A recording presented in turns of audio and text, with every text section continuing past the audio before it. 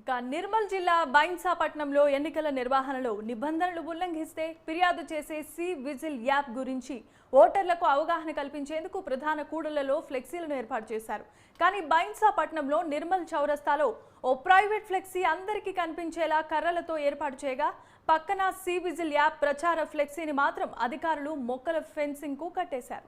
స్థానిక R&B విశ్రాంతి భవనం ప్రాంతంలో ఒకే చోట రెండు ప్రచార ఫ్లెక్సీలను తూతూ మంత్రంగా ఏర్పాటు చేసి చేతులు దులుపుకున్నారు. ఎన్నికల సంఘం ఓటర్లకు అవగాహన కల్పించే ప్రచారానికి నిధులు విడుదల చేస్తున్నా సిబ్బంది వాటిని సరిగ్గా వినియోగించుకోవటం లేదంటూ విమర్శలు అన్ని చోట్ల వినిపిస్తున్నాయి.